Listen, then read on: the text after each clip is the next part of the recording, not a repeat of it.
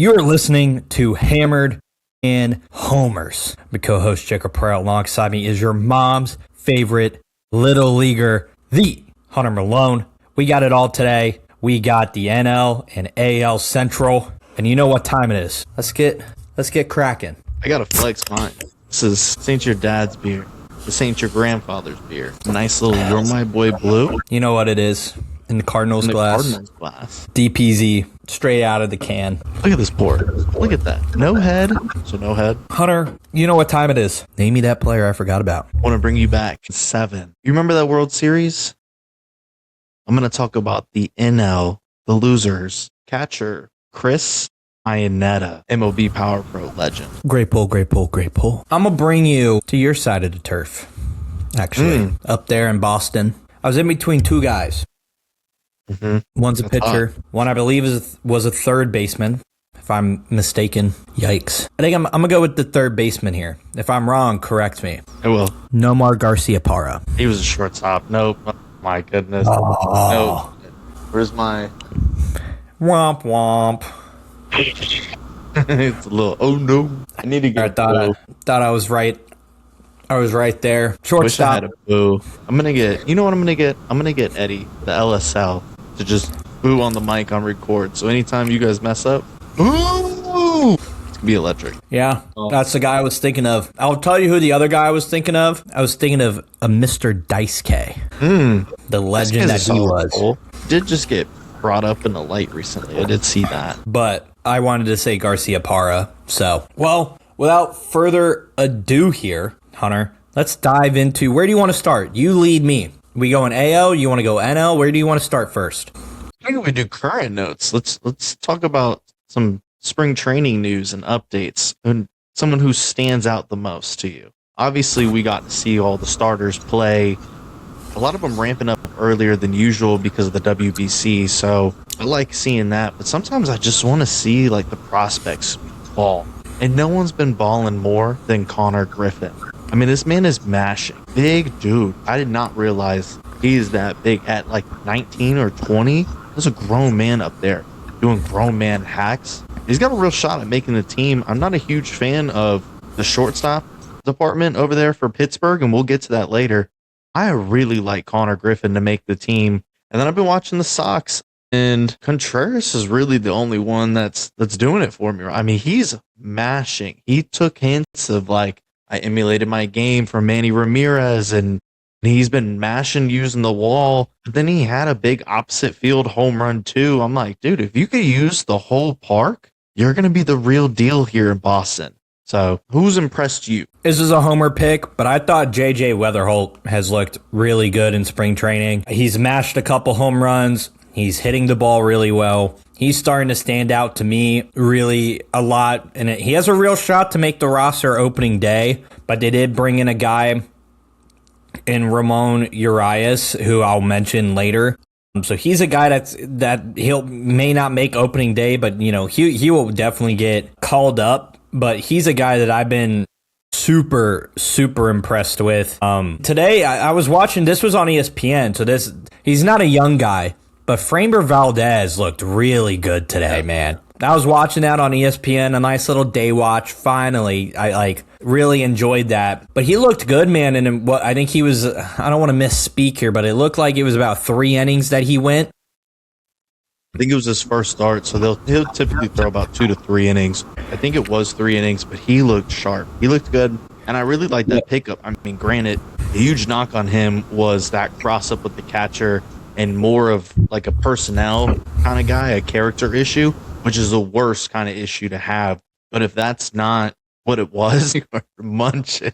If it was just a one-time thing, I'm cool with that. I mean, I'm not cool with that because I play catcher. If you cross me up and it hits me in the chest like that, we would have fought then and there. I don't know how that catcher kept his cool. Brother, that is 90 plus coming at you with movement, coming right back. Dude, you could have broke something. That's my livelihood. No, that would have been a different thing if it was me. But if Framber Valdez got his head on straight and he's ready to roll, that Tigers, I mean, we might as well roll right into it. Let's talk about the Tigers. Yeah, let's start with our AL Central preview here. We'll kick it off with probably the most hype Tigers team in a long while for them. They were knocking on the doorstep of an AL Central title last year, but unfortunately ceded it in the latter part of the season to the Cleveland Guardians. They are led by current Cy Young winner. Had to let it rip. Hear it. I muted. They're led by current Cy Young winner Tarek Skubal. Framber Valdez has been added. They got a bunch of young guys, Hunter. I want to kind of set the stage here for you. Then I'll let you dive into your stuff and hit you with my, let you do your piece and I'll hit you with my question. Mm-hmm. They got it. They're putting it together, right? You're bringing in Valdez. You're bringing in Verlander, right? You're bringing in a lot of guys on the pitching side of things, right? And then you're looking at McKinstry, Torkelson, Torres, Carpenter, Riley Green, super underrated, right? Javi Baez, he's either going to burn you or he's going to be a true X factor. But Tigers look like they're kind of being bought into that. Maybe have a secondary plan if, they can't re-sign Torkelson after this season. But talk to me a little bit about what you're looking at these Tigers here before I hit you with the question we do our full deep dive. I mean, pitching has always been real young and up and coming for them. With them losing Jackson Jobe as well as Reese Olson, they're both on the 60-day IL. You had to go get somebody, so why not get veteran arms? Guys that are going to be prove it. They're not going to take up the spot for Reese and Jackson. These are one-year guys. Tarek is leaving at the end of the year, so why not sign Framber Valdez for 3+ years, get him under control? And it's a shame they're not going to re-sign Tarek Skubal. Back-to-back Cy Young winner, absolute dog. It's mind-baffling that a market like Detroit wants to act like they're Oakland. It makes no sense to me. The pickup of Jack Flaherty kind of makes me scratch my head. I don't love that. However, I understand it. Casey Mize, better season last year, coming into his own. I'm very excited about that. And I really like the additions of Kenley Jansen, Kyle Finnegan, something to boost up that bullpen. And then obviously getting Gleyber Torres to re-sign with them. All they lost was Alex Lange and Tommy Cannell, the dude from the Yankees before, but you replaced them already. So this lineup is going to be fine as long as Colt Keith and Zach McKinstry step it up. And if Zach can't do it, Kevin McConnell's knocking on the door. That's a prospect that very well could make this team opening day. Zach McKinstry, former Dodger, came to Detroit. I thought he would come into his own. He really hasn't. He hasn't shined. He's just been kind of a platoon player, and Kevin McConnell's knocking on the door. You got to do something before he comes and takes your job. Spencer Torkelson had a better season last year, but you got to believe there's more in the tank than just that. Dylan Dingler, we saw him at UNF when he was at Ohio State. He hit about 7 home runs in 3 games. It was the most insane. He went like 9 for 11, 7 homers, and the other 2 were doubles off the wall. Like, it was insane. Parker Meadows is on this team. That's Austin Meadows' younger brother. He'll probably bat leadoff this year. And Riley Green, if he can cut down on the strikeouts, he would be elite. No, I agree. But I want to give you one question here. And my question for you for the Tigers, can they make the ALCS? And do you think the lineup is good enough to hit in August through October in the push? Can they make the ALCS? And can this lineup hit in late August through October? Last year we saw what they did. They really didn't do anything to upgrade the offense. So for me to think anything different, we'll find out if teams around them got better. I think the Guardians are going to be a team that'll be nipping on their heels. But I think they're going to be the favorites to win the Central. I think they will win the Central. Just kind of depends on who you match up. If you get a wild card team from the AL East, that might not be a great matchup. Your pitching plays for sure, but the hitting is the problem. If Torkelson doesn't have the season he had last year and regresses, that's a huge bat you miss. Health has been a problem for Detroit seasons past. Colt Keith being absolutely just horrific. He's giving you outs left and right, not really giving you any production, big swing and miss from Riley Green. If nobody gets better, if nobody improved from last year, I'm not going to expect anything different. Everyone just got older. You've got an aging Javi Baez on your bench. That really doesn't do anything for me. Jake Rogers is the backup catcher. That's not a bat that I want to see over Dylan Dingler. Like, we didn't get better offensively We got better pitching wise. Can you make it through that? I think you'll struggle, but I think the talent and just the lack thereof in the Central will get you to the playoffs. Just depends on who you run into for an ALCS matchup. Yeah, I think when you look at this team and you look at the pitching, it's going to be led by these two guys, Valdez and Skubal. Verlander is going to give you some quality games, but you're not relying on him to go win you a title like you did when he was at the Astros in the earlier part of his career, right? I do agree with you. I'm looking at Torkelson's numbers from last year. Batted .240, 31 home runs, 135 hits, 78 ribbies, 82 runs.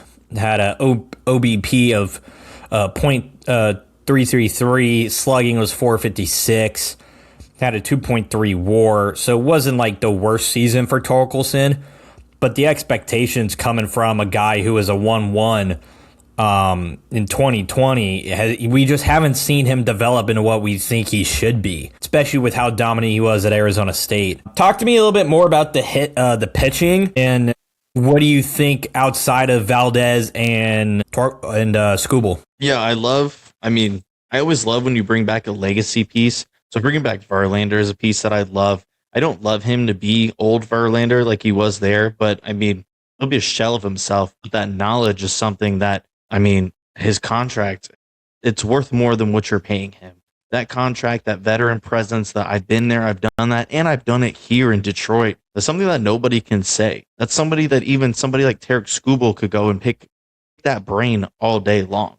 So the fact that you bring in a veteran present guy, you're mixing with all these young arms, whether you're Jackson Jobe and Reese Olson, you're hurt on the sidelines. I'm sitting in that dugout next to him every game, picking his mind. I've got Tarek Skubal, I got Framer Valdez, I've got Verlander, I've got Flaherty. Flaherty's been around for a minute. If you're Casey Mize, you're sitting here 24/7 with these dudes. You're in the back of the bus, you're back of the airplane, you're sitting there messing around with them all day long. Pick that brain, learn what they like to do, situationally what they do. Granted, everyone's a little bit different, but if you pull pieces from all of them, that's how you get better. I like the bullpen. I like the fact that you bring in Kenley Jansen, another veteran guy, kind of the same role of Verlander in this. Like, I don't need you to come in the ninth and shut it down, but I know you can. Like, if I need you in a pinch, if we're back-to-back saves, my closer went out there 2 times, or he had a long first save, he threw 30, 40 pitches, he probably got dead arm the next day. Kenley, go in there and go get you another save. I like that a lot. Another veteran mindset, been there, done that. Al Finnegan, I like a lot. It's a good bullpen arm. That's another guy that could come in for a couple of saves. Maybe not get you 30 or anything like that, but he could come in and get you like 6 saves for the year to kind of bail you out. Same with Kenley. But I think the arms are fine. I'm not worried about the arms. I even like the AAA guys. Arms are there. It's the hit tool. And with Comerica Park being so damn big, that should never be the problem. Yeah. Let's dive into the hitting here a little bit. Like, obviously, I've mentioned McKinstry, Torkelson, Gleyber Torres coming back is a huge, huge piece for them, right? I love Riley Green's game. I think he's incredibly underrated for the Tigers and what they are, especially just because that offense, to me, like I wrote down on my notes here, hitting has a lot of upside, but has a chance to be a down year if Torkelson can't stay in it on his kind of current pace of like, can we get 35 plus home runs? Can we bat above 250? Can we maybe knock in a couple more runs, right? I want to see kind of this progression from him for Torkelson. Baez, I truly believe, is an X factor for this team, because you saw if Javi Baez gets hot, there's no one hotter than that dude at times. Like he sees everything, but at the problem on the other side, he sees everything, and he'll see a pitch in the dirt and he's going to swing at it. Like me in MLB The Show. Like, it's, it's coming. And I truly think Riley Green's incredibly underrated for this team. And Comerica Park, like you said, is big, and the pitching is there. You got to be able to win some close games, right? Obviously. And I think if they hit their stride and they don't see a lot of dudes take a kind of a down year in a perfect world, there's no reason why they shouldn't win the AL Central with maybe 3 games, like the gap of 3 games between them and the Guardians, Twins, or Royals. Yeah. And I think the Guardians are going to be the toughest test when it comes to them. The only thing that I don't love about the Guardians this season is in the offseason, you needed to get help for the lineup. You needed outfield, you needed bullpen, and you needed fucking outfielders. And you didn't do the outfield part. You lose Lane Thomas, you lose Tristan McKenzie, you lose Sam, you lose Jacob Gentis, John Means is gone, Will Brennan is gone, and you get Rhys Hoskins. He doesn't play the outfield. We got Sean Armstrong. I like the bullpen arm. He was a Ray back in the day. I like the arm. Not really what you want. Stuart Fairchild, you did get an outfielder. Is that who you wanted? No, he doesn't bring that juice that you need. And Carter Kaboom, that's a right-handed bat. That's kind of like Lane Thomas. You kind of just got a cheaper version of Lane. It kind of baffles my mind. I don't love it. You needed to spend the money. You have the money. You should have gone for a bat like Rob Refsnyder, an outfielder that just mashes lefty. Did you do it? No. Carter Kaboom does not. He doesn't hit like that. And Rob only costs you a little bit more money. I felt like it was a wasted offseason, but it is what it is. Jacob, tell me about the pitching. I had hitting for my people. You were supposed to get all the Tell me about the after you talk about all the hitters. No, I mean, I could touch upon... Let me touch upon both, because I know enough about the Guardians rotation, maybe not as well as you do. I mean, you're looking at Manzardo maybe being at first again, Rhys Hoskins maybe being that DH. J-Ram is going to continue to be a top 20 guy for you, right? He's going to be a top 20 baseball player in the MLB. They made room to bring up Chase DeLauder, the number 46 overall prospect in MLB pipeline. I wrote on here, great hitting, added timely pieces at the deadline last year. Excuse me. But they look like they're going to go they're going to have to add at the trade deadline again. And I don't think that's a great mindset to probably have. I do like the arms, right? Tanner Bibby is going to continue to go on his ascent, right? Logan Allen was really solid for them last year. You traded away Shane Bieber to the Blue Jays. Yep. Gavin Williams is going to give you some stuff. Parker Messick is also a really, really good pitcher. He came in for a couple games, I believe, last year in the latter part of the year. But Cade Smith's one of the best closers in the game. Cantillo's going to give you some middle relief. I don't know as much as the deep dive on these guys, but with the pitching, Hunter, and the hitting that I've discussed, can they win the AL Central again? Did they do enough at this current moment in time to go win the AL Central again? Say it to you in Spanish. No. I mean, when it comes to the pitching wise, we touched on the rotation. We lose Tristan McKenzie, who wasn't the most consistent pitcher and honestly never really got to the point where I think Guardian fans wanted him. Gavin Williams has stepped into his own and has been the ace that they have. Can he step up and elevate his game to a level that will make everyone just super happy with him? Tanner Bibby looked great. Sessione was really good fantasy-wise for me last year. And I got Joey Cantillo sliding in the back end. You needed outfielders, you needed bullpen, and you needed outfielders. And bullpen-wise, we went and got Sean Armstrong, who I like, but I don't love. And your bullpen, you lost the best piece of it. You lost Class A, and even starter-wise, you lost Ortiz, and they're never coming back. Those are dudes that'll never play again. The question is, how bad did it hurt the Guardians? How bad is it going to set you back? You needed outfielders. You got Rhys Hoskins. I mean, this is a guy that only crushes fastballs. I don't understand why you brought him in. Is it to kind of plateau with Kyle Manzardo? I don't love that. Rhys Hoskins is awful against breaking balls. The numbers have diminished every year over the past 4 years. So when Cleveland does something like this, where they sign a guy with the name of Rhys Hoskins, you always think we should have made this move 5 years sooner. They did the same with Hanley Ramirez. You did the same with Carlos Santana. You're doing the same thing. You're not improving the ball club. We're not getting better. We're just getting older. Bo Naylor coming to his own. I really like him as a catcher. You had David Fry, who was going to be one of the wild cards. You have Austin Hedges, another dude. We're getting older. You have 3 catchers on here. I don't love that. Angel Martinez, Jonathan Rodriguez, serviceable. Nothing that stands out. Like, I don't love them coming off the bat. Stephen Kwan's going to be his thing. He's going to be the all-star. Chase DeLauder, I love his game a lot. I like that he got some playing time. I hope they let him play every day. Let him get those reps. Let him get what they need.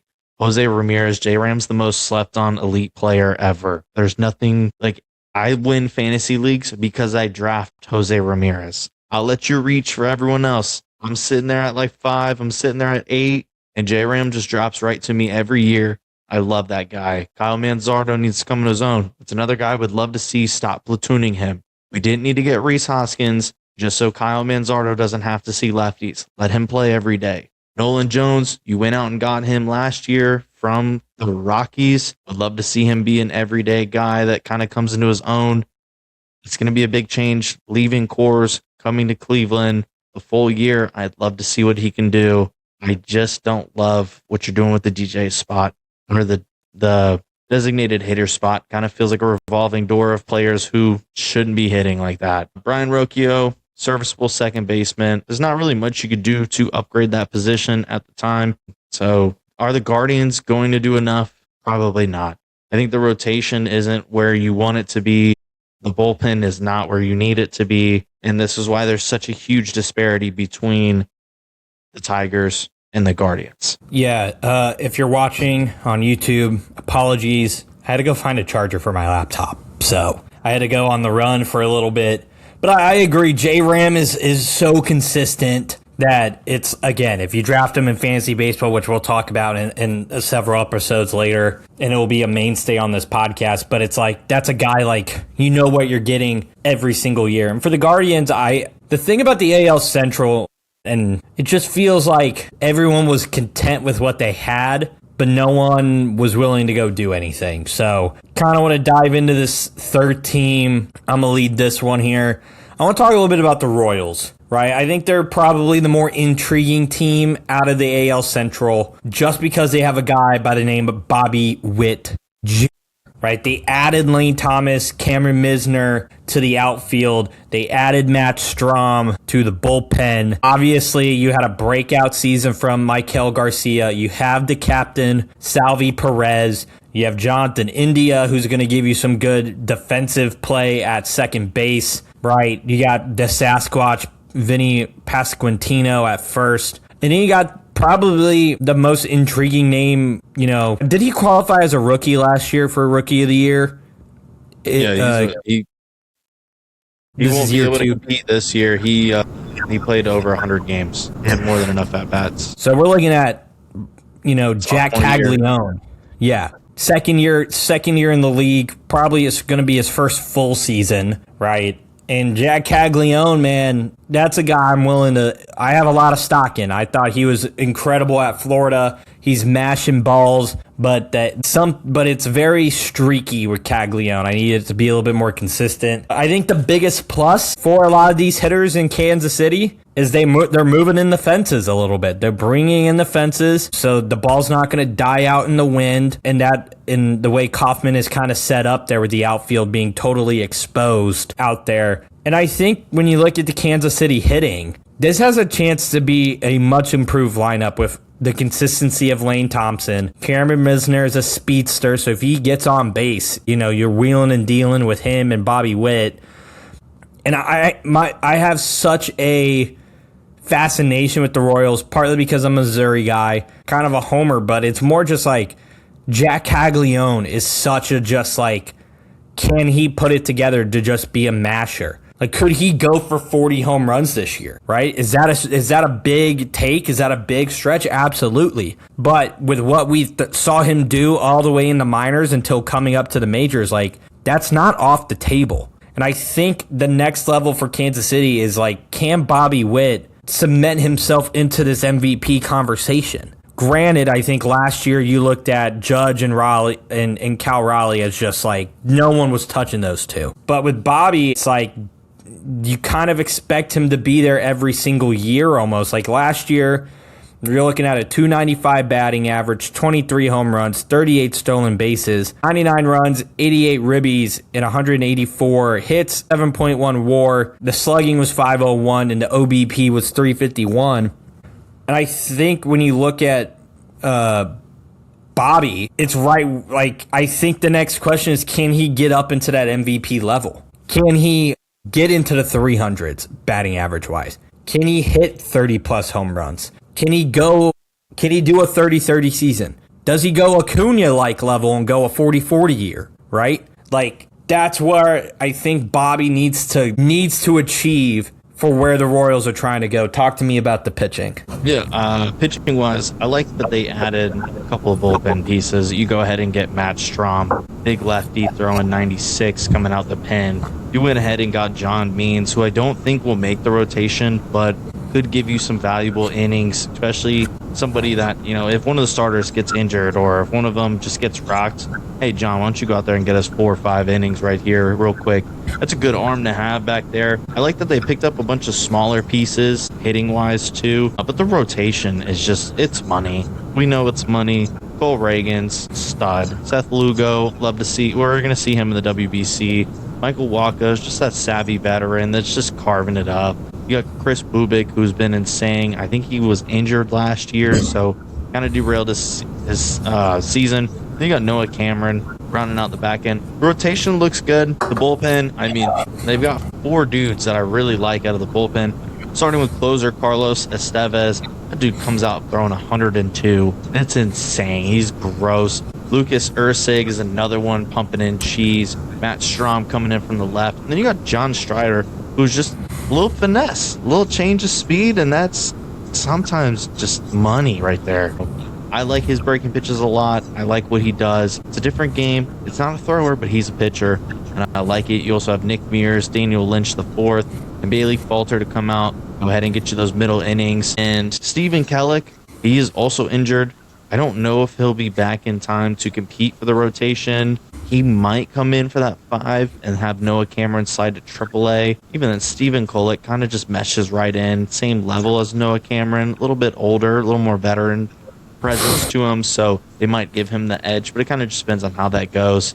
Hitting-wise, I am a huge fan of what they're doing. And like somebody like Cameron Misner you go and get, he might not even make the team. He's somebody that might be in AAA to start the season. S. Diaz, we saw him win, MVP for the All-Star game coming out of catcher. Granted, he hasn't seen that level since then. You get a depth piece like Abraham Toro in case Vinny gets hurt or Cags get hurt. Get you a nice little first baseman, Brandon Drury. It's another guy that can give you some pop. They definitely went more power, obviously, because you're bringing in the walls in. That's why you have Michael Massey, Sterling Marte, and Lane Thomas coming off the bench. But the starters are going to be money. And I think Jack Caglione, a lot of times we worry, and especially me, I worry about sophomore slumps, especially with fantasy. I'm like, nope, staying away. And I tell people, and they're like, that's not going to happen. Jack Caglione will not have a sophomore slump. This dude is too big, too strong, too talented. The bat speed is there. I love the simplicity of his swing. It's just here to there, point A to B, down on the ball, and it is money. C-ball. It's effortless power. That's a guy that, you can't teach that. So, do I think he's going to regress? Hell no. I think he's going to be another level, and that's a guy in fantasy I'm snagging a little early. I want you to think sophomore slump, because he's just going to drop right to me, and that's going to be one of the reasons why I win the league. Yeah, I think I want to talk a little bit about Chris Bubik. He pitched in 20 games last year. He was 8-7. Incredible to start the year. I think, again, the injury came in somewhere, and he took some time off, and he wasn't the same guy. But he had a 2.55 ERA.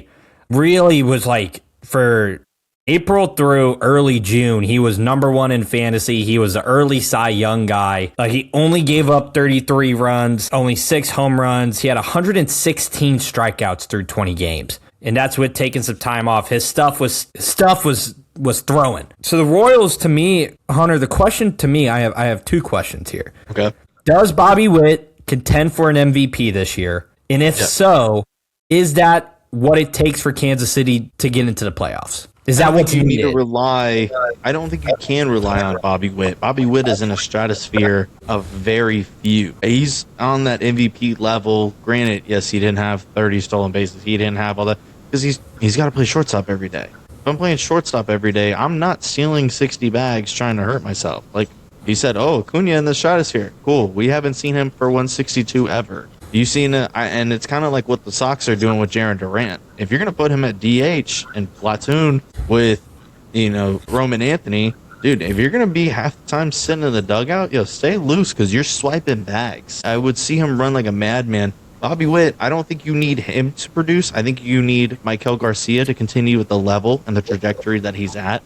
You need Salvador Perez to stay where he's at. He's, I fear with aging that he's going to start to decline. You need Kyle Isbell to produce like you want him to. Carter Jansen as your DH. I don't love Carter Jansen as my DH. I would rather have a rotation of like Marte, Lane Thomas, maybe get in some younger guys. There's prospects that I love. I love Blake Mitchell. I love his game. I want him to be I want him up now. I don't think he's ready, but I want him there.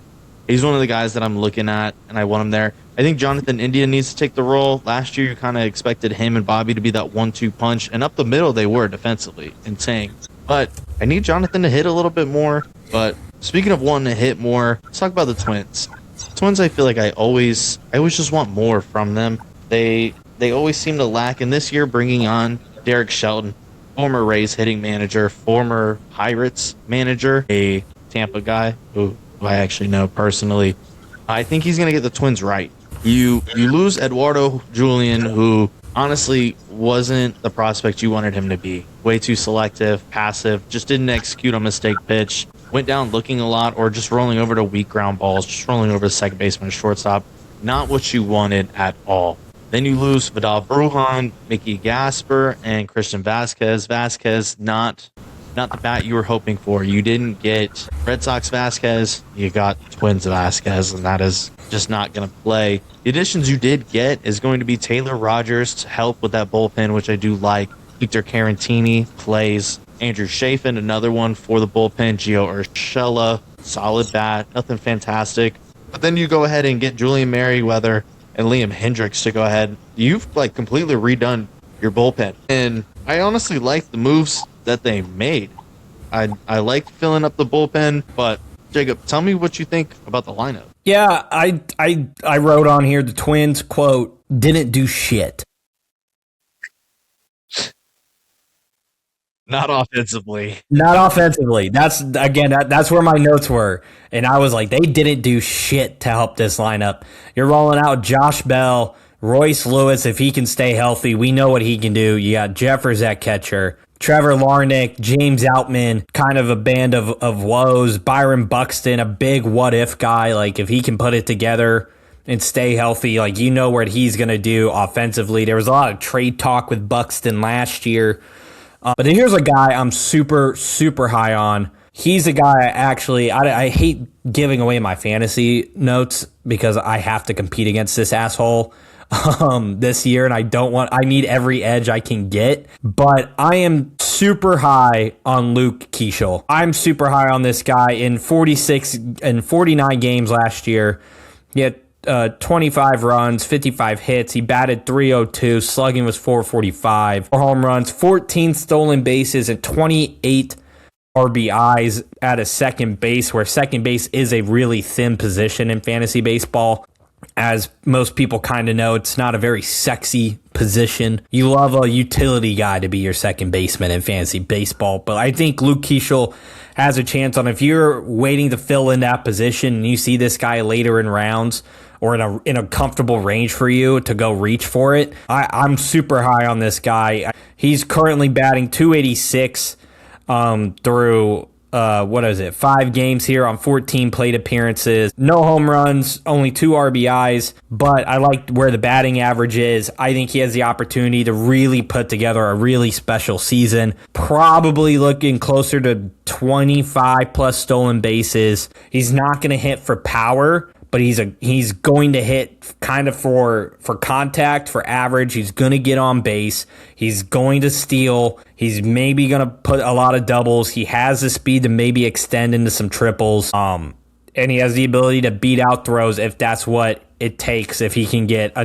nice little blooper down the third base line or something like that. So I'm super high on Keeschel, but I just don't think this Twins lineup puts you in a position to compete with that. Like, the Tigers are going to trot out Valdez and Skubal. And if you get that in a 3-game series, you don't have the bats to go win that series. Most teams probably don't, but you're not built to do that. And then you got to we're relying on nearly 3 guys to stay healthy to be competitive. That doesn't put me comfortably in a position to succeed. Like Royce Lewis, monster hitter. Prince Fielder, equivalent, it feels like. Just like monster hitter, can never stay healthy, right? You're looking, Prince Fielder could stay healthy, but he would have his ups and downs when he was kind of in the latter part of his career.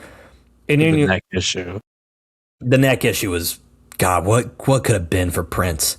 You're going to get me reminiscing out here. And then you're looking at Byron Buxton to try and stay healthy and then compete at a higher level than he's ever had before. The Twins are living in fantasy land, but Luke Keishel's a guy I'm super high on. Granted, super small sample size. He's going to be a rookie, but he's a rookie that I'm confident on hanging my hat on that he's going to compete for a Rookie of the Year, and that's a guy I'm targeting late in fantasy drafts. I don't know. I feel like I want to counter you just because I've watched Twins baseball more than you should.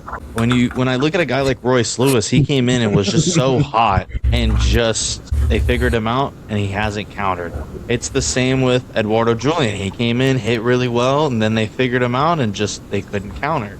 We're seeing the same, like Austin Martin didn't really get off the ground going nuts, and just they haven't figured out the counter, and that's the problem with the prospects in the farm. Like, they just can't consistently hit or get lift on the ball or stay healthy. That's the huge issue with it, top to bottom, from the major leagues to, the summer league or the DSL. Like, they can't stay healthy. Your top prospects can't even stay healthy, so you can't even bring up, was it Wallner? That's another outfielder, big boy, that just, he can't stay healthy, so you can't even bring in help. A guy like Luke Keishel, I have more faith in. They're going to bat him in the top echelon of the batting order. I have the probable lineup of him batting 3 behind Buxton and Martin, but I don't love seeing a second baseman batting 3rd, especially with Josh Bell and Royce Lewis behind him and Ryan Jeffers. I don't love that. On the pitching wise, we have no Pablo Lopez. He's done for the year. You've got Mick Abel and David Festa. Those are starting pitchers they're in the outside looking for an injury if it pops up. The rotation depth it's solid-ish. I like Mick Abel more than I like Taj Bradley, Simeon Woods Richards, and Zebby Matthews. And I like Zebby Matthews. I love Mick Abel as the prospect, and David Festa is a guy that gets you innings. I'd leave him in the bullpen regardless. Joe Ryan, future Red Sox, that'll open up the position for the rotation as soon as they ship him out for probably Jarren Duran or something like that. That's something that should have been done last offseason. Bailey Ober, that's a big boy. He's like 6'6", 6'7". Unfortunately, he just doesn't throw the ball that hard. He's pumping in 93. Got some good little oomph on it, a little pizzazz, a little motion to it. Taj Bradley is just a prospect we've been waiting to bloom for, I feel like, 6 years. And if Tampa can't figure you out, no way are the Twins going to figure you out. The fact that they got Taj Bradley and for Griffin Jack straight up was a rivalry. The Twins got robbed. Simeon Woods Richardson, serviceable, but he's very low ceiling. I think he's got a higher floor. He's not going to be awful, but he's not going to be great. And Zebby Matthews has the potential to be disgusting. The bullpen wise, we got Taylor Rogers to come in and be my closer. That's not a closer caliber guy. Like, there's more people out there. The Royals have 3 guys I would rather have than him. You have Justin Topa, who solid arm. I really like him coming out. That'll probably be your 8th inning guy. Cody Funderburk, best name in all of Major League Baseball, active. There's a caveat, active. Cole Sands is on there. Anthony Banda coming over from the Dodgers. Shocked that they let him go. It's a good lefty arm coming in. Give me what you got. Passionate dude. I love his game. Andrew Chafin's another righty that comes out there and just does his thing. You have Travis Adam and Eric Orzi, who are going to be your middle relievers. Now, I did touch upon the David Festa. He is a little injured, so Mick Abel will have kind of more of a benefit, a couple more starts than David will have. But hitting-wise, with James Outman, Austin Martin coming off of the bench most of the time, you got Cody Clemens and Ryan Kreidler. Those are the dudes that I have on the bench. I don't love the hitting aspect for this team. I don't love the Twins that much. I think Alan Rodon and James Atman will be candidates for the corner outfield playing times. Victor Carantini will get you reps at the DH spot. Cody Clemens can play anywhere. I don't love them offensively, but defensively, I don't have any issues with the way that the Twins are lined up. Derek Shelton, I have no doubt he'll come in and teach these boys how to hit and get it right. He did the same thing with the Rays. made him looking good, but it's the farm. Can't just because the top looks good doesn't mean the whole pyramid looks good. Prospects can't come up in the farm and hit consistently and get lift on the ball. When they come to the bigs, they're not going to do the same. And at that point, it's too late. Pitching's too good for you to try and figure that out here. They're all going to have to get sent down to AAA and figure it out, or you're going to have to go to another team and figure it out real quick. Moving on to our next team, going with the White Sox. Now, the White Sox are a team full of vibes this offseason. If you watched any of their spring training content, it is a team riding high on vibes. And honestly, I'm here for it. We haven't seen the White Sox be this groovy since, well, Eazy-E. Since Eazy-E was rocking them, they haven't been this hot ever. One thing I don't love, you lose Luis Roberts. I mean, that's your whole team right there from one aspect, or maybe it's just turning over the page. It's an older guy. You lose Gage Zeal. You send him to the Sox. In return, you get Jordan Hicks and David Sandlin. That's something I'm not upset about. You lose Brian Hudson, Drew Romo, Gyro. I don't even know who that cat is. So you really didn't lose much because you didn't have much. You lose Luis Roberts. That hurts. But who did we get? Jordan Hicks. Who wouldn't want a relief pitcher with a 90 ERA? I feel like everyone wants a thrower and not a pitcher. David Sandlin's going to be a nice little prospect for them that they'll get. Austin Hayes, see maybe a little resurgence for him. I like the depth piece when it comes to Austin Hayes. I believe in you. Eric Fetty coming over from the Cardinals. We're repping the Cardinals. I'm not really a fan. More of a supporter. Jacob is the fan of the Cardinals, and he is not upset to see Eric Fetty leave. They get their new closer, Sir Anthony Dominguez, coming over from, I think it's from Baltimore. He was also a Blue Jay. At one point was a Philly. I don't hate the move. Do I think he's ready for a closing spot? I think you don't have anyone better than him, but I don't necessarily see him as this dominant closer. Lamont Wade Jr. leeches onto a spot. And when it comes to that bullpen of Sir Anthony Dominguez kind of leading the way, he's going to be your closer. Jordan Leisure, probably your 7 or 8 guy. Grant Taylor will be there. Sean Newcomb will get you some valuable innings. It's a guy that looked good coming out of the Sox, and I think they traded him to the Athletics. They went to A's, and he looked good for the A's. He pitched very well and then kind of just bounced around. Mike Vizsel's here, Brandon Erser, Jordan Hicks, another, like a guy I said before, who doesn't want a reliever whose ERA is, triple digits? My fastball and my ERA are triple digits. That's what we need. And then you get Jadix and Pajes closing out. Players not mentioned. I always like to mention guys that are prospects. And I'll touch upon the pitching rotation, and then we'll get to the lineup. Players not mentioned that we won't mention because they're going to be prospects that I would love to see. I love Drew Romo coming out of the farm, switch hitting catcher. Looks good. I like his game a lot. Tim Elko, the first baseman.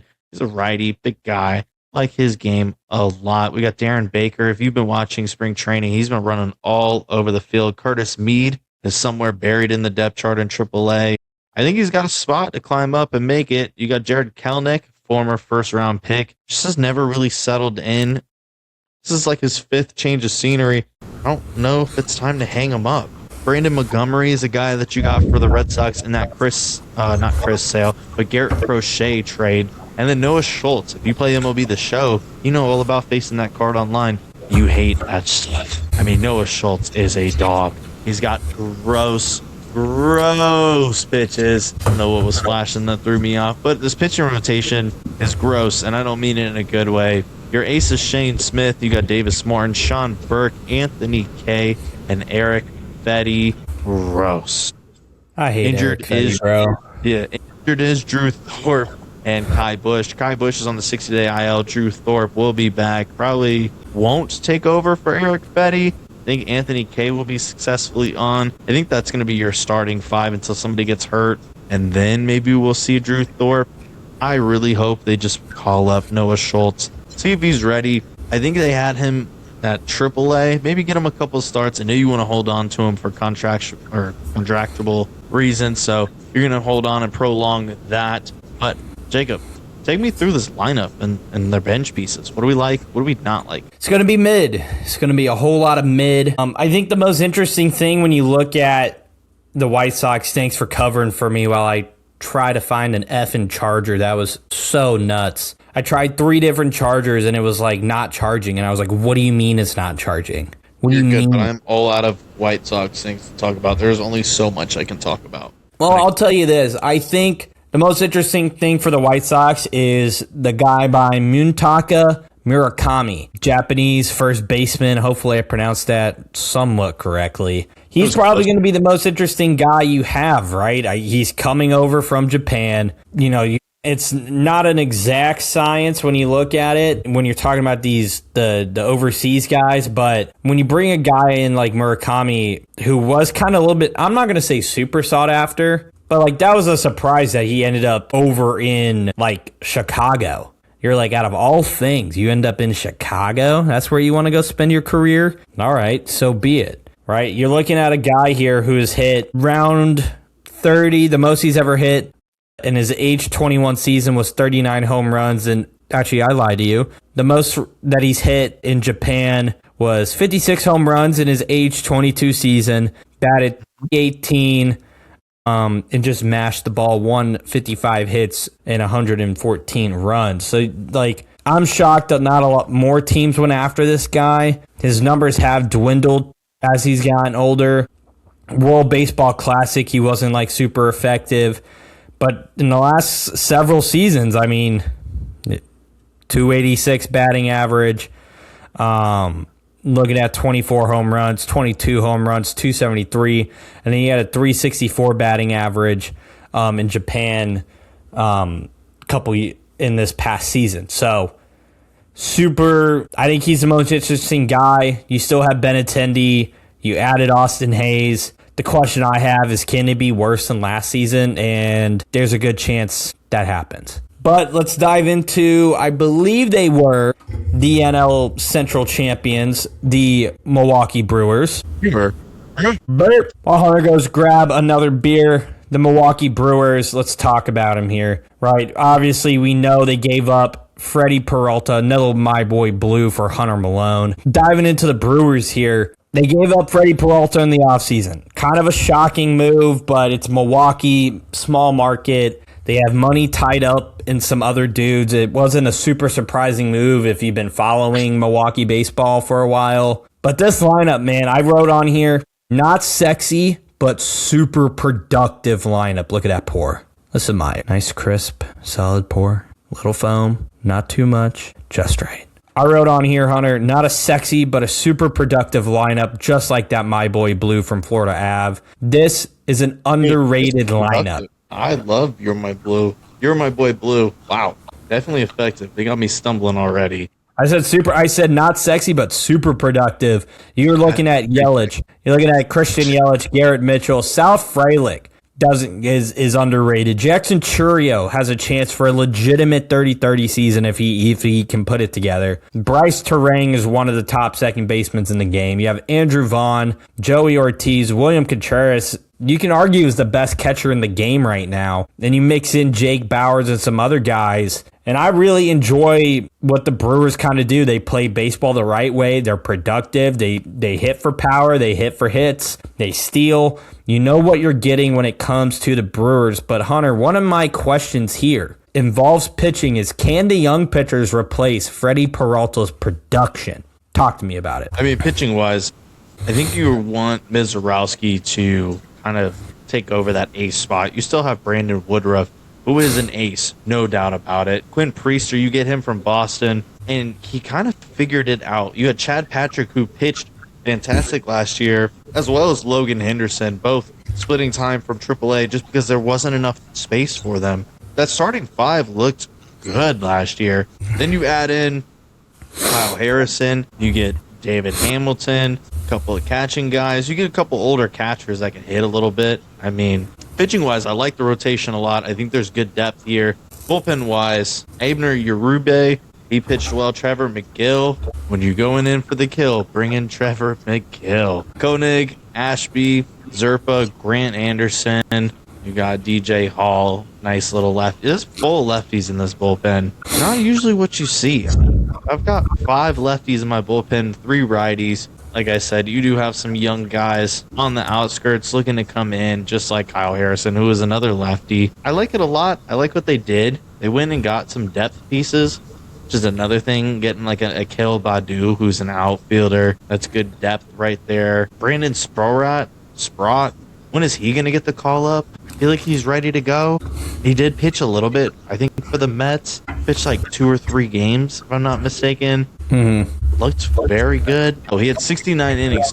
Now it's projections. I got my hopes up. Brandon Sprout, I think, is ready. He's on the cusp. He's kind of like a Kyle Harris, but Harrison's actually pitched a good amount. And then Shane Droren, wouldn't be surprised to see him get called up. That's another piece that they got from the Boston trade. I think Milwaukee, they've got what they need. I mean, what you lost, you've made up for. I mean, Freddie Peralta, you gave him away because you knew you had depth at that position. Caleb Durbin, you get rid of him because you wanted Luis Renifo. You have, you went and got David Hamilton, who's a guy that can play all positions. You kind of freed up spots for Joey Ortiz. You freed up, Bryce Strang now can play second base every day, but you can get him a day off. He can go ahead and hit DH one day, so he doesn't have to play 162 at second. I could throw a David Hamilton out there, and we'll be fine. What you did was you gave yourself a little bit of flexibility, but at the same time, Caleb Durbin was just the odd man out. Like, you love what he did for you last year, but why not strike while the iron's hot? You lose Andrew Monasterio, who's another depth piece, but in a way, you got David Hamilton, who's going to be that piece for you. Gary Sanchez, it's a bat that you get back. I like that a lot. You got Rake Bowers, guy who played first baseman and outfield, and then Glenn Perkins, switch hitter that you're going to see come in for Garrett Mitchell whenever lefties are in. I like this team a lot. I like what they did. I like the construction of it. Yes, Milwaukee's a small market, but they've got some big names. You went ahead and already signed Christian Yelich. You're still paying him all that money. Andrew Vaughn, you put in a little bit of cash in there. William Contreras, Bryce Terang, Churio, you have to sign. So we see where the money is. Brandon Woodruff. And if it's almost like, who are we going to pay all these guys? Can I add in Freddie Peralta? No. So might as well send them off now. Make room for Chad Patrick, Logan Henderson. See what the young boys can do. I bet you they'll surprise. I really like what they're doing. I like all of it a lot. And all of them have options except for Woodruff. So if Mizerovsky's not pitching well, he's got 3 options. Patrick and Henderson have 2, and Quinn's got 1 more. So I like the flexibility of this lineup. I like it a lot. I think Milwaukee they got to be the team to beat. Yeah, they're definitely the team to beat. Ceiling for them, NLCS. We're talking, I don't know, World Series, but I feel like this maybe. Keep it short, keep it brief. What are your thoughts? I like the construction of it. I love anytime you have the young core piece that's ready, that you make room for them to go and pitch and play and hit. I think you're constructing your roster the right way, and that's what I love to see. I don't love to see the way the Dodgers do it, but I love to see a team construct it in the right way, and I think another team that does that is the Cubs. The Cubs were interesting this offseason because you let Drew Pomerantz walk, older lefty, but he was really good for you. He was very serviceable coming out of the bullpen. You let Justin Turner walk. We got rid of Aaron Savali, Ryan Brazier, Carlos Santana, an aging star, Willie Castro, who you went out and got in the trade deadline, and then Caleb Thielbar we let walk. In addition to, we went ahead and got Edward Cabrera. We went and got Shelby Miller. We re-signed Justin Steele and Xavier Aside. Got those in arbitration, PCA in arbitration. And then we go ahead and get some depth with Owen Miller, sign him to a minor league deal. Jacob, what are your thoughts on the Cubs?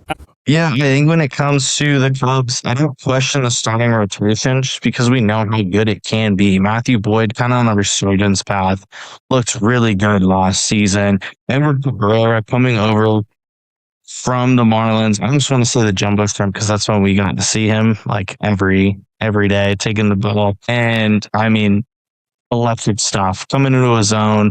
Age 28 season. Very interested to see what's going on. Cade Horton, a young stud who has just been, gross last season. Shota, we know the stuff he can do. He kind of was fighting injuries, coming back. Didn't have his best stuff, I think, this year. It will be a resurgence year for him. And then James Talon, we know how good he can be. The bullpen, they don't love their bullpen. I think this is going to be the Achilles heel. Phil Maton being your 8th inning guy. It'll never get to the closer.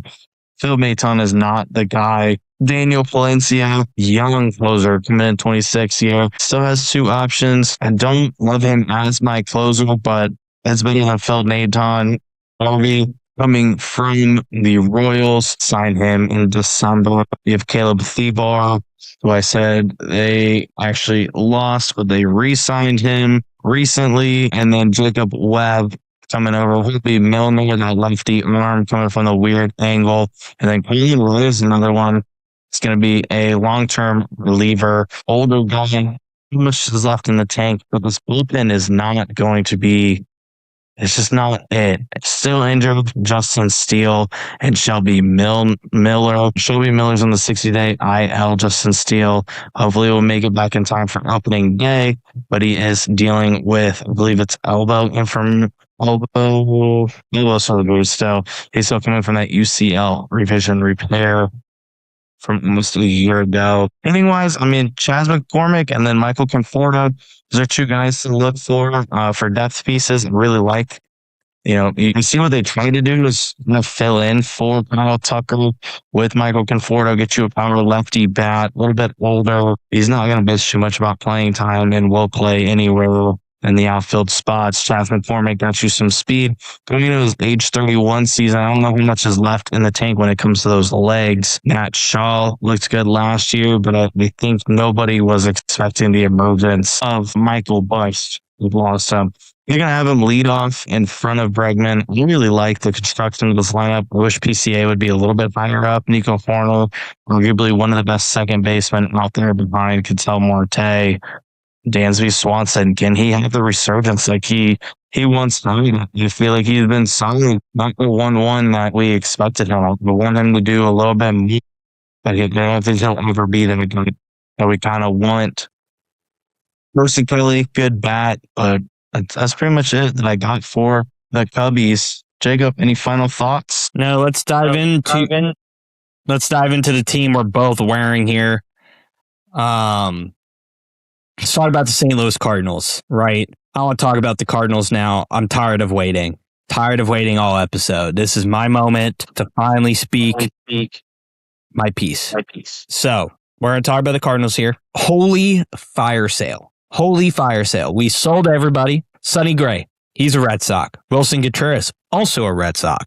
Nolan Arenado, Diamondback, and Brendan Donovan's now a Mariner. Cardinals, Kyle Bloom. Listen, I knew this was coming. I knew we had to blow it up. I thought the Donovan haul was fantastic. I love the pitching prospects we got. I love a lot of the pitching prospects we got. Hunter could talk a little bit about more of our prospect because he is the prospect guy here on Hammered and Homers. But my job is to talk about the bats, even though I can talk about it all here. But this lineup is going to be bad.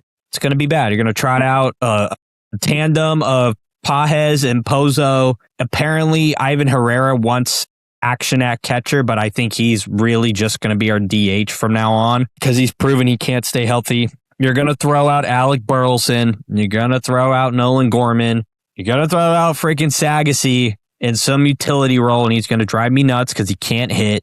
You're going to put in Mason Wynn, who, incredible defender, can't hit either.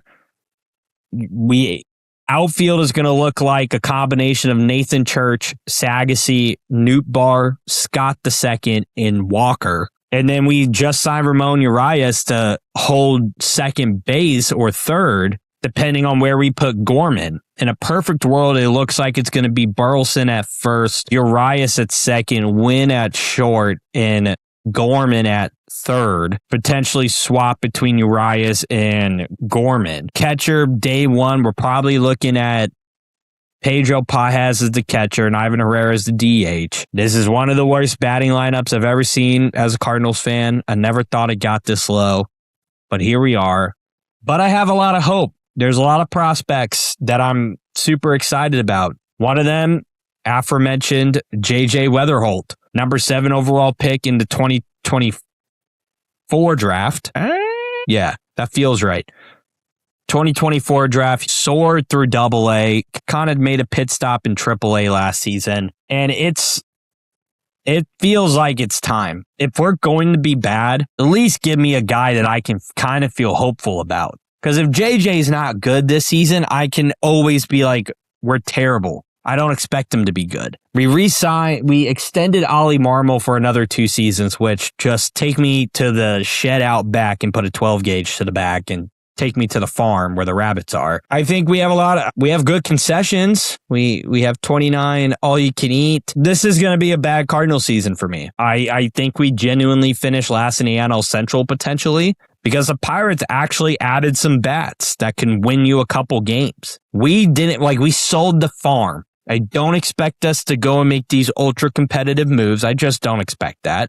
We rebuilt up our prospect pool to have one of the best prospect pools in baseball, which is kind of what Keim did in Boston. And look at Boston right now is kind of reaping the rewards of Roman Anthony and Marcelo Meyer and maybe a couple other guys in the Keim Bloom era. But he made a lot of bad moves at the wrong time versus I think with the Cardinals, he's making a lot of right moves at the right time.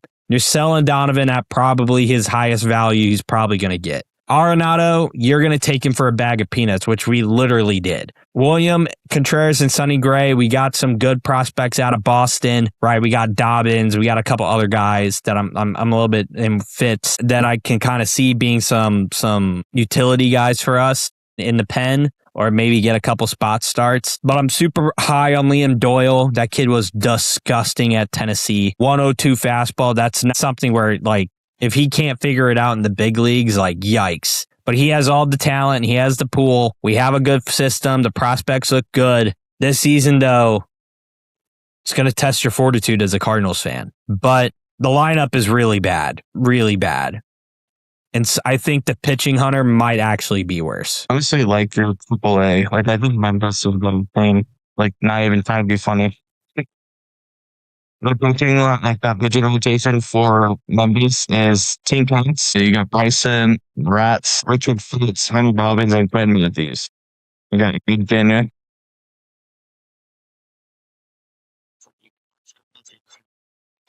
Dude, your audio is crushing. I don't know what's going on with that microphone. I know what you want. Talk again. Bring it closer. Yeah, I think you got to be close to it. Huh. Okay, triple. You said something about AAA. Yeah, I generally think your AAA team is a lot better than the major league. I think the AAA rotation, and I'll read it to you. It's going to be Tink Hintz, Bryson Rats, Richard Phillips, Sonny Dobbins, and Quentin Matthews. I think it's fairly more talented, and I don't even think it's close to your actual starting rotation. Matthew Locator, have high hopes for, but those are still hopes. He put it together last year, pitched very well. Michael McGreevy's another one that pitched very well. I want to see more of him. And then you have Dustin May. Like, Dustin May's your number 2. Why? Why did you sign Dustin May?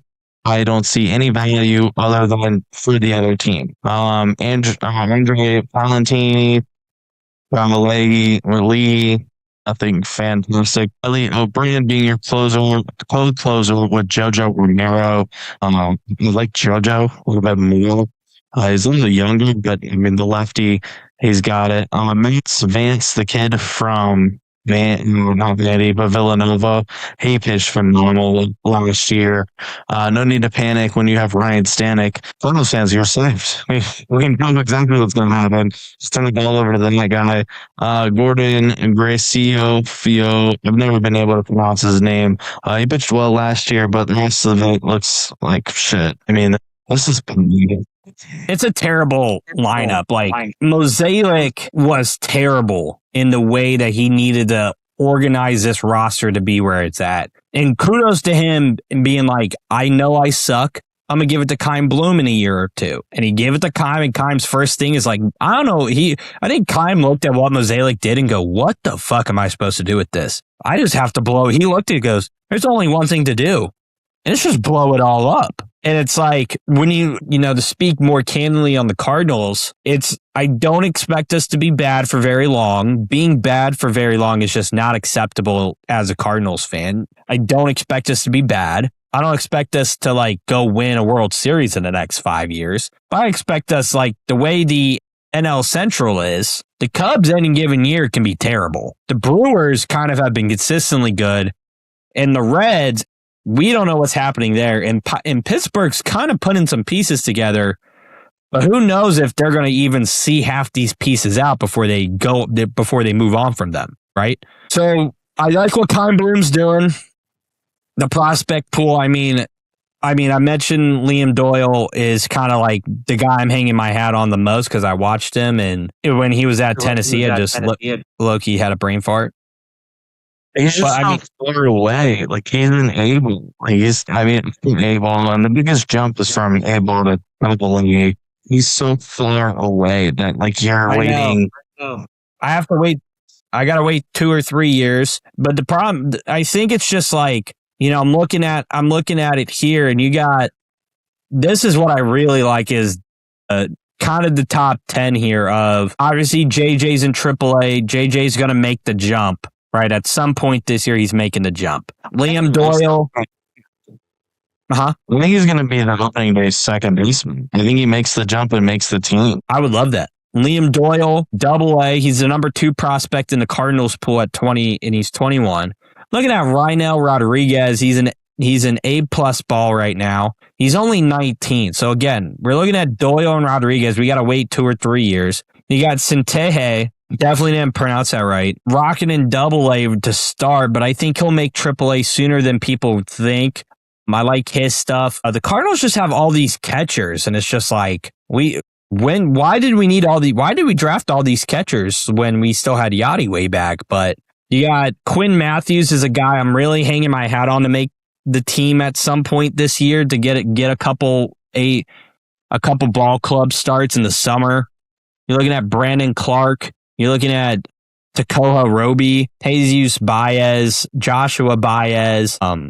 Like Tink Hence is a guy that, really needs to kind of put it together for us. So you got Blaze Jordan down in AAA, right? I think in a perfect world, he makes his way up as well at some point and puts it together. But yeah, I want to end on the Cardinals here. Time and kindly trust, but there's not a lot of trust there right now. But management understands what we are. The Cardinals fan, I will say this. Same with Red Sox fans. Like, we're a smart fan base. We're very smart. We're not dumb. Like, if you're going to sit here and be like, we're going to be good in 2 years, like, we're not dumb. We know what it looks like to be good in 2 years. You know that as a Red Sox fan. And so, yeah, to end it there, the Cardinals are doing all the right moves. We got a long way to go. But JJ gives me a lot of hope, man. And not just in terms of like, oh, maybe he's going to be the franchise guy in the next 10 years, but that's a guy where I see him play, and I see he was the guy I wanted out of that draft class. He fell to us at 7, and I've been just sitting here being like, I'm not going to say saves the Cardinals, but he's going to be our new franchise guy. He's going to be the franchise guy. When you think of the Cardinals in 10 years, you're going to think of JJ Weatherholt. That's that is an unfair expectation on the kid, but I think he has the tools, and he's shown the ability. Can he put it together for 162 is the biggest question, but it's all there. And that's what I'm excited about. Yeah, no, I agree. I think the tandem of Mason Wynn and JJ Weatherholt is going to be amazing up the middle. But that's really all you can have. I mean, you were waiting on Jordan, and he just never planned on it. 35 is going to be not for hopefully for a while, but 27 and a half years old. I mean, how much time do you have? I mean, touch his legs. They get fried pretty quick. I don't know how much longer you have. Ivan Morales, 25, and his legs are fried. I mean, like, he does not look good behind the dish, just as a hitter. And then you have Lars Nootbaar leading it off. This team is just not. It's gonna be bad. I don't know if it's gonna be White Sox or Athletics bad, but we might be looking at like maybe a touch better than like what the Pirates have been. Yeah, like, it's making my beer taste bad. It's bad. Well, let's change the pace. Let's start with Pittsburgh, where it's normally Pittsburgh, but it ain't looking too shitty this year. I like the moves that they made to get younger, going ahead and getting the pieces that they did. When you go out and acquire somebody like Brandon Lowe, it's a big time move, and that's a move that a lot of people were expecting the Rays to kind of like pull them off in the middle of like trade deadline season, not in the off season. And to do that as well as get rid of Jake Mangum, I was actually shocked that the Rays got rid of Mangum and Cameron Misner. But the Pirates, I mean, dude, to have O'Neal Cruz no longer have to carry all the weight of Pittsburgh offensively because Paul Skeens is holding it down on the other end now. But you have O'Neal Cruz, then you go to Brandon Lau. It's a second baseman that gives you 30 plus homers. You don't get that anywhere else. Brian Reynolds, you went and got Ryan O'Hearn. It was like the biggest name last season, especially when it came to the trade deadline. Everyone was wanting him. You go ahead and instead of getting Kutch, you go ahead and get somebody who's been producing more, Marcelo Zuna. You get a real bat to go into this lineup. Spencer Horwitz has been holding it down. And then I like what they did. Well, you got Mangum. You got the password. See, this is the only time. I mean, he was never going to play in Boston, so might as well send him to Pittsburgh while they get a shot. Also, another Boston guy is Nick York. They've got him as an outfielder. They've made him a jack of all trades. Originally was a second baseman with Brandon Lowe. They're not really going to find anything. And you have a number one pick in the draft in 2021. You have Henry Davis out there. Him and Joey Bart are going to be splitting time. I mean, I like what they did a lot. Bullpen wise, you went out and got Gregory Soto, who's this big lefty arm pumping in 100. And he was a all-star a few years ago with Detroit. I'm part of that deal to go ahead and get Brandon Lau, and you also got Mason Montgomery, who's another big lefty arm that pumps in. His control has been his biggest issue. He's got a good fastball slider mix, and as a reliever, you only really need 2 or 3 pitches. If he goes ahead and gets you that little kick change or whatever they're trying to teach out there, you go in blowing 101 and then that 80, 89, 88 change. It's going to be gross to go with the wipeout slider that he's got. Mazinski, big fan of just the middle part of his last name, of Zen. Justin Lawrence is still here. Isaac Matson. The bullpen could use some work, but I think when you look at it mid-season, maybe they need a little bit more depending on where they are. I think they're really trying to capitalize on this young core that they have with Paul Skeens, Mitch Keller, and Bubba Chandler that comes up. And then Jacob Jones, he's still on the 60-day IL, but I think he'll be ready, but it's still great. I think that's going to be a huge addition with Brapson Ashcraft. He's going to get a lot of announcers in trouble if they go too fast on that name. But this Pittsburgh team, this is looking like your grandfather's Pittsburgh team. This ain't your daddy's team. Jacob, I know I went through the whole team real quick.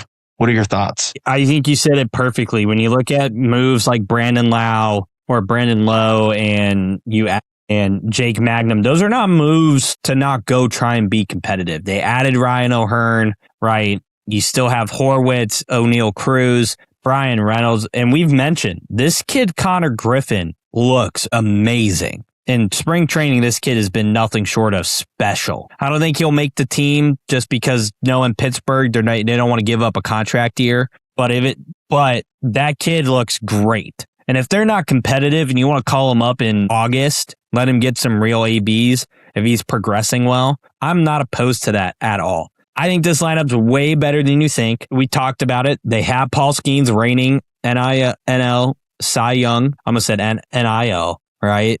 Do you add Bubba Chandler, who has a chance to be this really great 1-2 tandem for Pittsburgh? I like Bubba Chandler's game. Obviously, you talked about Ashcraft. Mitch Keller, epitome of just being solid, nothing crazy. You know what you're going to get. And I think when you know that and what you're trotting out and you're going to trot out the tandem of Bart and Davis, it's going to put you in good positions to win some ball games. So I really like what they've done. I like where they're going. This is the right move for this Pittsburgh organization. Still a lot of work to be done there over in Pittsburgh. You got anything else? You good? I think you're spot on when it comes to the shortstop, Connor Griffin. I think as soon as he makes it past the point, kind of like what happened with Chris Bryant with the Cubs, I think he comes in and they probably DFA Nick Gonzalez or even one option. Maybe they send him down or they send down Nick York and put Nick Gonzalez down and let him get the reps. But if I'm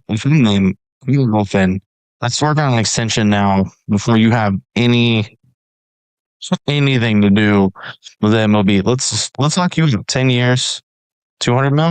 Get him cheap. You get him cheap. He hasn't done anything. You can get him cheap.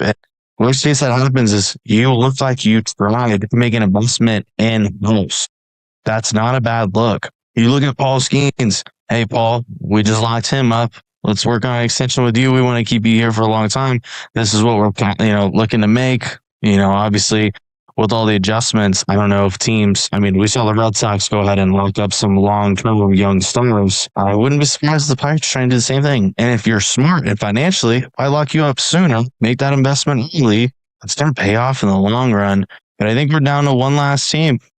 I think we're down to the Cincinnati Reds. We're on to Cincinnati. You're muted. Let's go down to Cincinnati. We'll leave that little part in. That was funny. But I think their hitting is probably the biggest question mark. I think their pitching last year was unexpectedly well for where they kind of you knew what you're going to get from, God, I'm blanking on his name. That's bad. Hunter Green. There we go. You know what you're going to get from Hunter Green. You had obviously Andrew Abbott, who I believe ended up maybe being an all-star. Probably not. I lied to you there. But obviously we look at the pitching and you got another Ashcraft. You got Abbott. Obviously, Rhett Lauder has a chance to be on this team, but probably not. You got Brady Singer. Emilio Pagan has joined the bullpen ranks, and obviously the speedster Chase Burns. But the hitting is the biggest kind of question mark to me, because you got a lot of these guys who, when they came up, you're expecting, looking at the Reds, these guys can hit. These guys should be able to put it together, and they should be able to make noise. And they've been nothing short of just incredibly average, like the city of Cincinnati. And expecting more of a chuckle from you there, Hunter. But the hitting, we're looking at it, Ellie De La Cruz, Christian Encarnacion Strand. They made the trade for Key Brian Hayes last year. You have Matt McClain, Spencer Steer. You added Eugenio Suarez, JJ Bleday. You have TJ Friedel, Nathan Lau, Will Benson. I say this, and it has a lot of potential, right? Spencer Steer, Matt McClain, they're guys that I always look at. I'm like, these guys should put it together. Ellie is this could be an incredible breakout year for him. I think he's knocking on the doorstep. You add Suarez, which I find a super interesting move for a team that's not exactly competitive now, but they have a chance to be more competitive than you think. I wrote on here, lots of potential, but it's probably going to be average, as it always is. Can Ellie improve, and can Suarez be a difference maker? Can this team, hitting-wise, be consistent enough to go make the playoffs? I don't know. There's a lot of teams that there's not enough spots in the MLB to get some of these really maybe above-average teams in there. But if you're not some of the big guys, you're not going to get in there. In the NL Central, you got to get in front of the Cubs and the Brewers to even smell a chance. Obviously, we know what's going to happen in the NL East and the NL West. I don't know if the hitting's going to be able to get it done. The pitching kind of proved they can maybe carry a little bit of the load, but I'm not banking on the Reds to do a lot, and I'm also banking on guys like McClain, Steer, and maybe Encarnacion Strand probably get shipped off by this deadline. Yeah, pitching is there. The rotation wise, it's there. Lee Green coming in his own last year, just amazing job. I didn't think he would keep it up as long as he did, but he was insane. The control was better. He started, he had 31 games started, so he started every game, didn't miss a single one, which I did not think would happen. Andrew Abbott came out, pitched fantastic, only missed 2 or 3 starts, if I'm not mistaken. Brady Singer, who's the piece that they got from the Royals for Jonathan India. Nick Lodolo was money last year. And then you have Chase Burns, the young phenom. And then you've got Loader, and I don't think he's quite there. And there's also not a spot. You need somebody to get hurt for him to come up. Emilio Pagan going to close it down. He's been doing it for a while. Tony Santillan, if I'm not mistaken, he is from the Dodgers a few years ago. Give you good innings. Burke, Johnson came over from Atlanta. He was, I think, one of the last pieces on the Atlanta team that won the World Series, other than the big name guys. But I think he was one of the last pitching pieces left. Ferguson's a good lefty that did some innings against Sam, who is also another lefty, a little bit older, at 35. I think Connor Phillips, young, 24, almost 25 years of age. The bullpen is going to be probably the biggest question mark here. I think starting will give you 6 or 7. I'll give you 6 or 7 innings. It's late, bro. I'm tired. I'll give you 6 or 7 innings, and then the bullpen, depending on who is on, will be money or it'll be over with. Hitting-wise, I love the JJ Bleday ad. I think that's a very underrated ad. I do feel like they are going to platoon him with Dane Miles, who comes over in a trade from the Marlins. And J.J. Max is right-handed hitting. Dane hits a left-handed pitching very well. I think that's a very good platoon. Will Benson, more from the left-handed side, is money.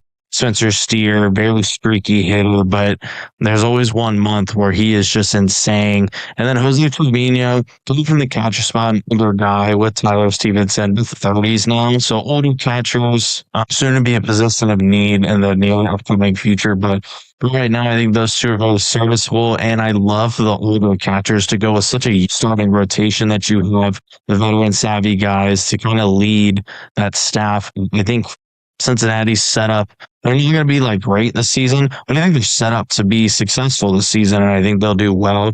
And I can't wait to watch them game 1 against the Sox. And with that, we're wrapping up the AL and NL Central preview. I will say this, if you're listening to this episode, we've had a lot of audio issues. We appreciate you listening. Hopefully you understood a lot of what I said, a lot of what Hunter said. Yeah, don't know really what happened. Audio, just audios, man. Nothing we can do. Sometimes you throw a pitch in the dirt. But thank you for listening. He's been hammered. I've been homers. We have rapid fire. And I'm drunk. I'm Let's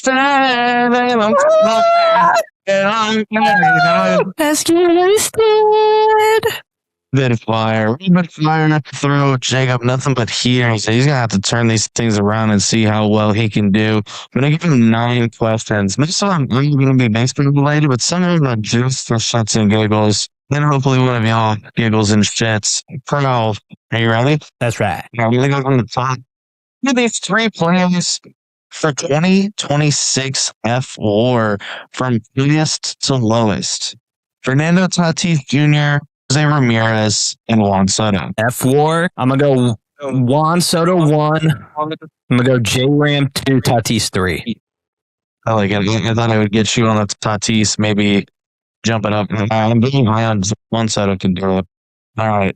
Name one of the 7 not named Clipper Giants. That's hit 300, 350. Which hitter? I'm not gonna lie to you. My dumbass immediately thought Sin-Shu Chu. I don't know why. I was like, he's a switch hitter. Double helmet. Double ear hole. Are any of them currently still in the league, or are they all retired? They are all retired. However, all of them but one have played since your childhood. So they all played when I was alive. Yeah. One of them played for your favorite team, and 3 of them we have actively played on MLB The Show together with. Switch hitter. 350. Beltran a switch hitter? No, he wasn't. Beltran was, and he is number 4 on the list. Then, yeah, Carlos Beltran. All right.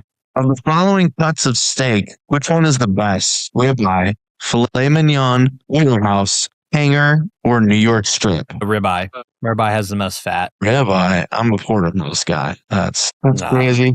Which Mario Kart character are you? Dude, I'd be rocking Dry Bones back in the OG days. They got some of the Dry Bones, and then you pair it with the. Granted, I did Wii, not this Nintendo Switch stuff, but Dry Bones with the motorcycle.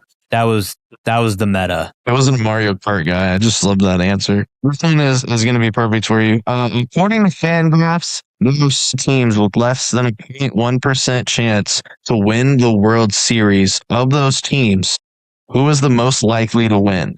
Cardinals. Okay, go ahead. There are 6 teams. Who's most likely to win the World Series? Cardinals, Marlins, Angels, Nationals, White Sox, Rockies. This year? This year, yeah. I'm going to go with the Nationals just because I think they have the better hitting out of all the bunch. I originally wanted to say like Cardinals, but I was looking at it and I was like, it's definitely not. We'll do 4 more. What were the 7 ways to reach first base? Name one of them. No, name them all. So there's hit, Yes. walk, Yes. hit by pitch, That's correct. drop third strike, That's also correct. ball. No. That's how you get advance if you're on another base. So I said hit, walk, hit by pitch, drop third strike, bunt, That counts as a hit, though. It's a hit. I used to know this. This is a shame. This is shameful. That makes me feel better. He didn't get all of them, or he didn't get one. He missed. I think he was missing 2 or 3. So we have walk, hit by pitch, drop third strike. Obviously a hit. Intentional. No, it's a walk. Technically intentional walk, but that's a walk. Still a walk. Yeah, but it's intentional though. Goes down to the same stat. Error. That's correct. Yep, there's 5. I just want to be like blooper to the outfield. It's also known as a hit. I know. Yeah, I'm blanking on the other.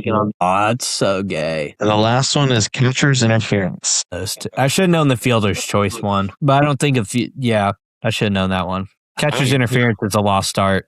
I figured as soon as you go, I was like, he might get them. The nickname 162er is a name of somebody who watches every regular season game. What do you call the guy who watches every spring training game, 162, and playoffs? Bitchless. Yeah. There was no right answer on that one. I just wanted to No bitches. 2 more.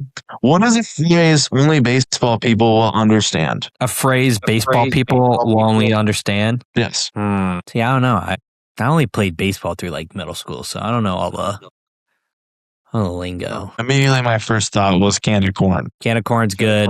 Yeah. Given said 6, 4, 3 equals 2. Okay, that's a good one. Yeah. That's a good one. I don't know why I'm so stumped on this. I got to come up with one. This one has multiple uses because this one's a real popular one lately, but it's a bullpen game. And then final one, if it's moved to a different city already with an existing MLB city, your team will take over that team's stadium, mascot, and color scheme. What team are you taking? Take over the stadium, colors, and fan base? Yeah, you'll take over the color scheme, mascot, and stadium. So like the Cardinals go to Tampa, they would be in the Trop. Raymond and DJ Kitty would be their mascots, and then they would be in the navy, light blue, and then yellow. You think if I had to move the Cardinals and get somebody else's stuff? It's Boston. Fenway, give me Wally. It's same colors of the red and the white and navy. Yeah. Doesn't change too much, just maybe a darker shade. But I get Fenway, and that's a huge win. And Wally. Wally's dope. I said as a Red Sox fan, I feel like there's only one place I go, and that's going to be the A's, because I'm getting basically my City Connects. Hold on. The same colorway as my City Connects with the green monster. So those are my unis year round. They're moving to Vegas, so I get a brand new stadium. I get the Vegas stadium, and the elephant's kind of cool. So I thought you would have said what? I thought you would have said Cubs. Get Wrigley, get the blue, get the white, hint the red. Light blue would be cool, I guess, but no, that's not it. Wrigley, I think it was 8 missing. Let me get you one more. Vegas has 6 teams to win the division. Who is the most likely of the one to not win it? Now, we've only gone over 2 of the 3 division sides, so we haven't covered over the West, so you will be blind a little bit. The winners are Yankees, Tigers, Mariners, Braves, Cubs, Dodgers. Which one is not going to win the division? Is that based on the odds? Yankees, Tigers, Mariners, Braves. Did you say Cubs? Braves, Cubs, Dodgers. I'm going to say the Braves don't win the NL East. Like it. I said the Yankees because the Sox are going to win the NL East. Yeah, no, I think the Braves, there's too much craziness that can happen in the NL East. Yeah. I still like the Phillies to win that division. Let me double check. Count. I'm sure. I got 5, 6, 7, 8, 9. We're good. That's rapid fire for you. Closing thoughts. Final thoughts. He's been hammered. I've been homers.